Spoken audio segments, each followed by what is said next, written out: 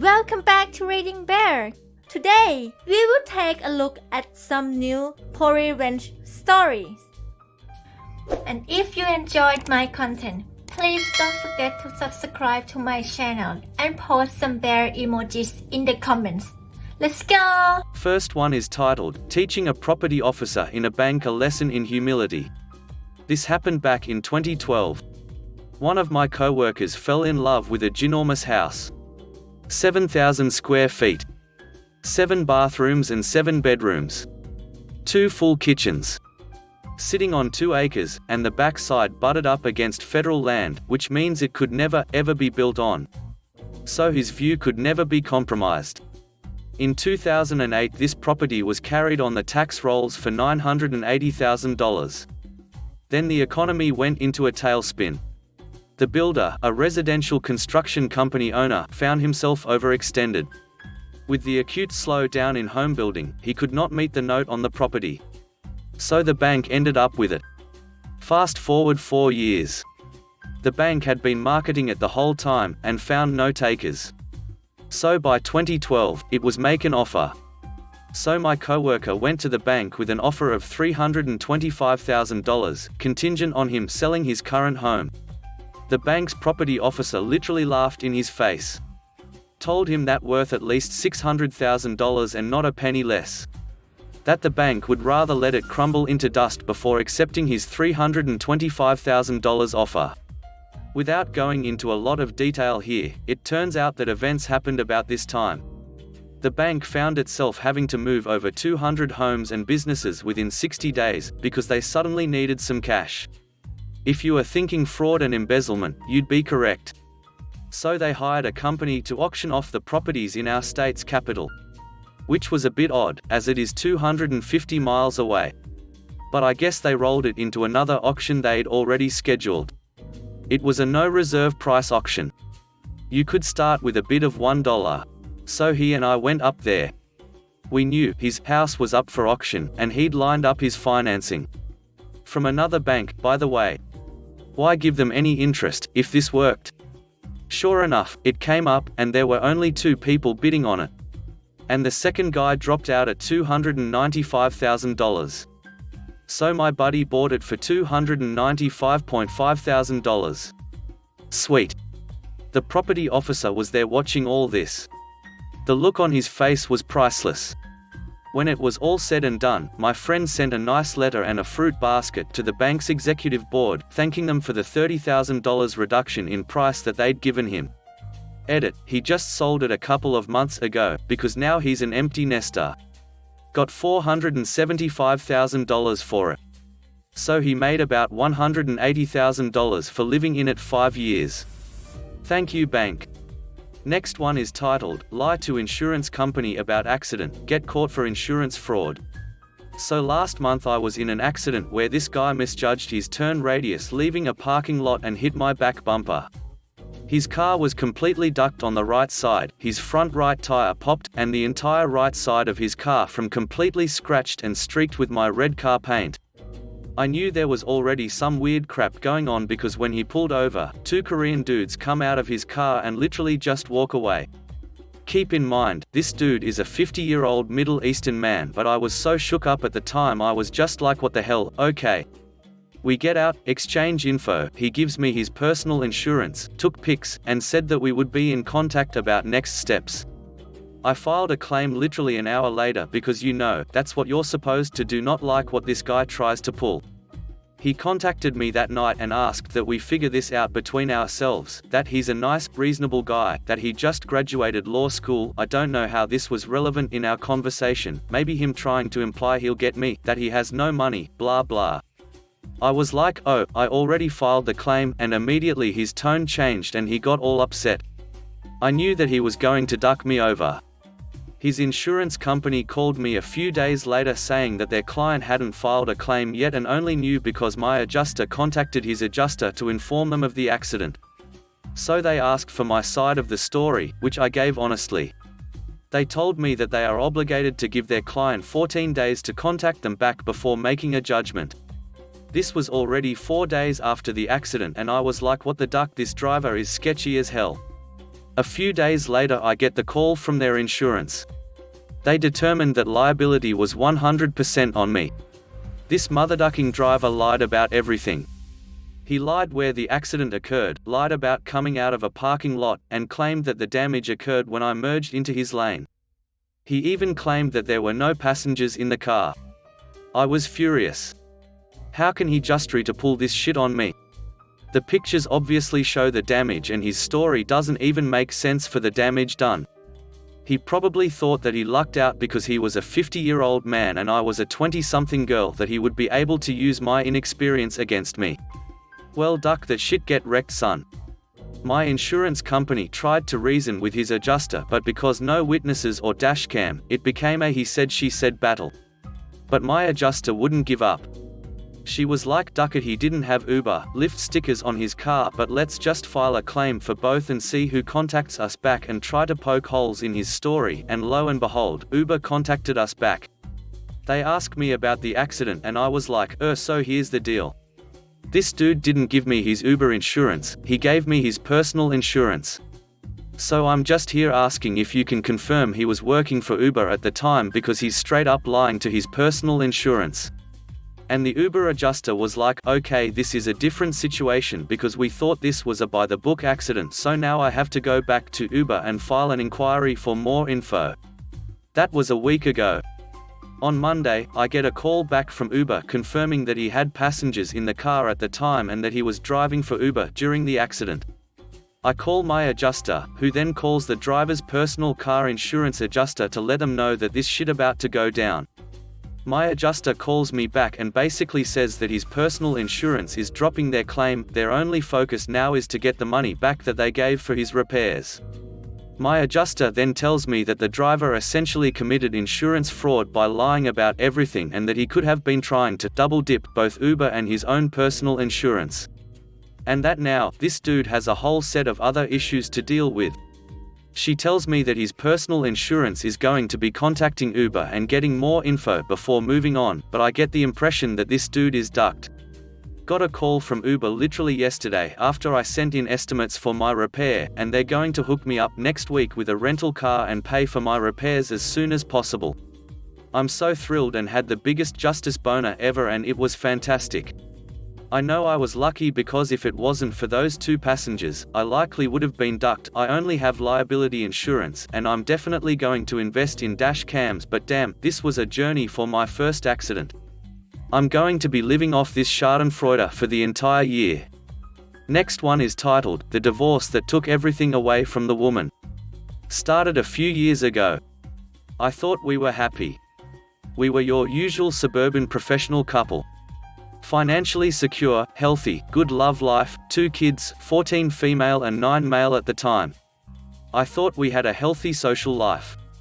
We were going through one of your typical married couple rough patches. Both of us were working long hours, not spending enough time together. We were going through some developmental problems with my son, and tensions in the house were running a little high. I noticed that she was spending a lot more time on her phone texting with her girlfriends. I didn't think much of it. I started making a much more concerted effort to get out of work when I could, help around the house and be more emotionally available. But over the course of a few weeks, the gulf just kept getting wider. I ended up accidentally finding some messages when I charged up an old iPad for my son to use. Her FB Messenger was still logged in, and there were a lot of highly questionable messages with a guy from her hometown who I will call Jim Bob Cooter, or JBC for short. The messages weren't completely inappropriate, but I could tell there were quite a few missing based on the times and context of the messages. I made a mental note to keep an eye on this and went about trying to fix things up. The next day, after I took the day off to knock out some projects that I thought would make her happy, and left her some sweet notes reminding her how much I appreciated her, she was once again in the corner of the living room, texting her girlfriends. I took the boy's iPad to the office, opened up FB Messenger and watched in real time as my wife tore me down. Her and JBC were making fun of me. All of my flaws, insecurities, and secrets I entrusted to my partner were now fodder for her and JBC. Not only that, but while there wasn't outright sexting, there was a sexual undertone to the whole conversation, especially when she was bashing my performance in the sack. I managed to take some screenshots, but missed a good bit of the messages, because as the conversation was unfolding she was deleting them. I wasn't emotionally capable of confronting her. I stayed in the office until she was asleep and had a few drinks. I took off the next day and spent some time soul-searching, drinking and trying to figure out what to do. The wife came home and wanted to know what was wrong. I just copped out and told her I had a bad day. A couple of minutes later, I was watching the iPad as the train wreck kept unfolding. So began a couple of solid weeks of taking screenshots, drinking and detaching myself from the relationship. I knew there was no going back from this. The messages were now overtly sexual with my wife completely into it, and JBC was sprinkling in "I love yous." I consulted a lawyer, got my options, and started moving forward. Here's where everything got absolutely surreal. Watching the messages, I found out JBC was coming to town to spend a weekend of quality time with my wife in a pretty nice hotel. I was missing a good bit of the info. They must have had a phone conversation about it at some point, but I was able to infer enough to get the when and where. The next day, the wife is buttering me up and wanting to take a spa weekend with the girls to relax, and when she gets back, we can really focus on our marriage. I go with it all the way. It's the greatest idea she's ever had, and I'll do anything to get us back on track. I get with the lawyer and have him draft a strong separation agreement stating that she would move out, she would get weekend visitation, no child support in the interim until the divorce is final. Then I sit through the most agonizing 2 weeks of my life. After all this, most of my feelings for her are completely gone, and I'm just seething with anger as I've never felt before. D-Day arrives. I take the day off work. I withdraw half of any money in any accounts we are joint on, leave her half alone. I had already redirected my paycheck to a new bank. I close our money market account and get a cashier's check for her half and deposit my half in my new account. I stop at Office Max and print out about 75 pages of FB Messenger screenshots, and I kill time because I don't want to be at home. She texts me that she's taking off and that she loves me. I tell her to have fun. I show up to the hotel at about 8:30 and call the wife's phone from the lobby. It goes straight to voicemail. They are probably already at it, whatever. I walk up to the front desk and ask if I can use the phone to be connected to JBC's room. It rings 3 times and he picks up. JBC, hello? Me, JBC, can you send my wife down to the lobby, please? JBC, I don't know what you're talking about, bro. Me, okay then. I guess I'll have to call Mrs. JBC and get her down here. Totally a bluff. I knew he was married, and I knew her first name, but that was it. JBC, inaudible, shuffling, panic. Me, you got 5 minutes. Click. Not even 2 minutes later my wife comes walking out of the elevator looking a little flustered. I sit her down in the corner of the lobby. Her starts spewing bullshit saying it's not what it seems, etc. Me, I'm not here to argue.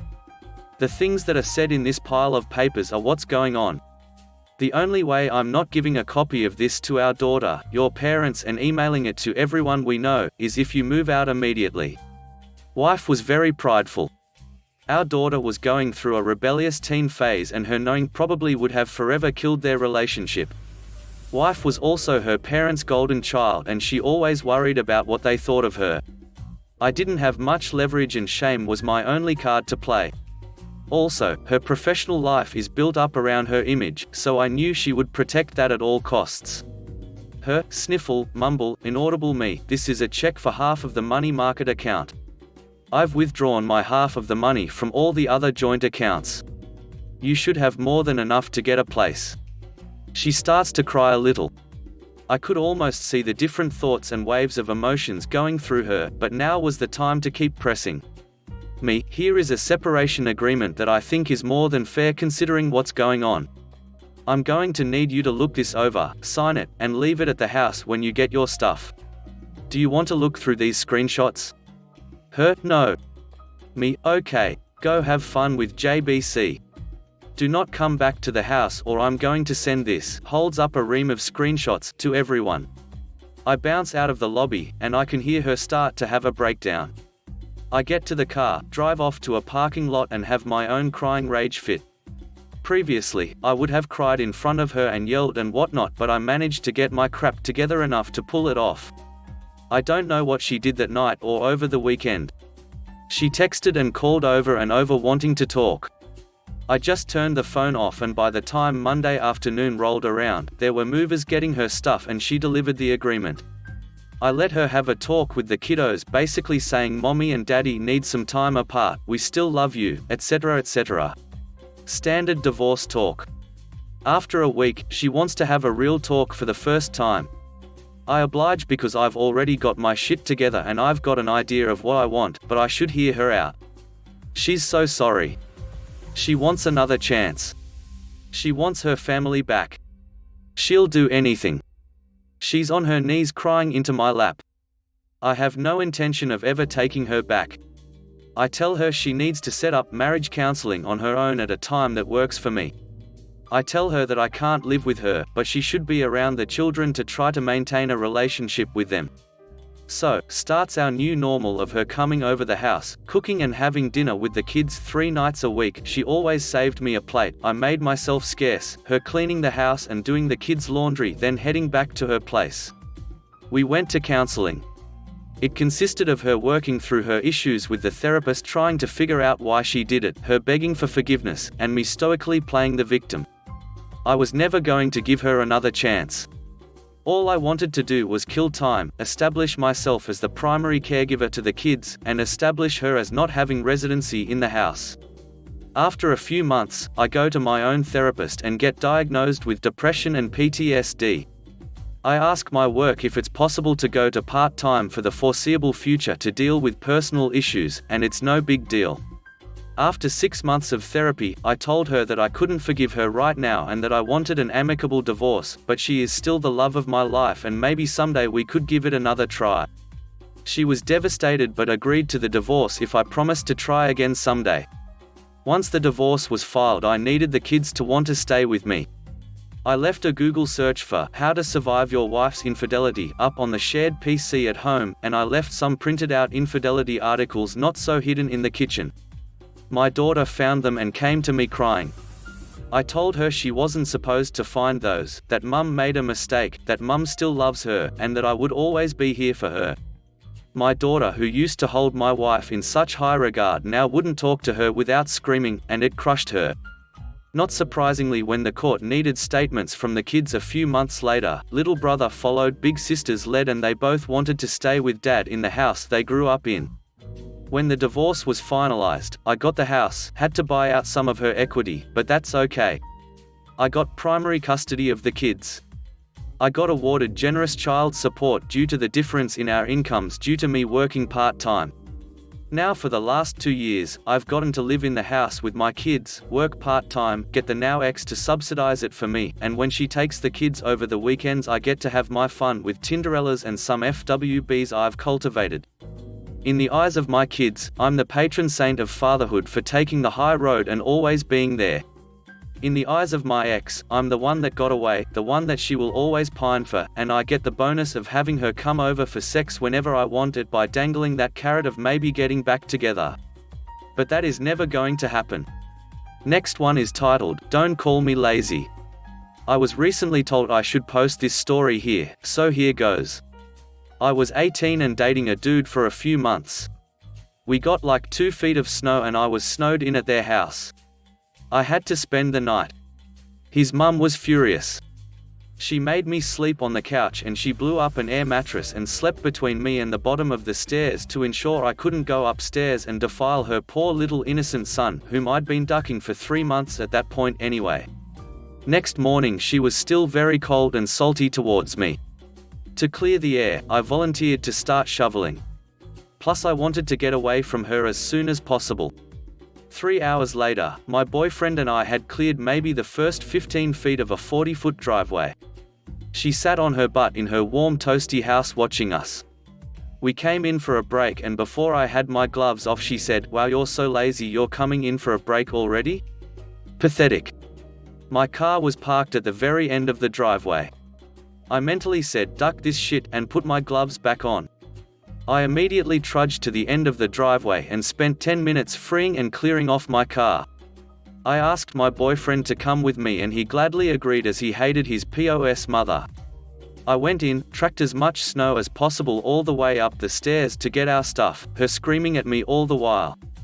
I went back out and loaded up the car, and before I left I told my boyfriend, "Hold on, I forgot something." I went back to the porch, grabbed the 2 shovels and one by one threw them onto the roof of the single-story house while she was screaming at me. We then drove off. He spent 3 days at my house and that which was completely snowed in the whole time.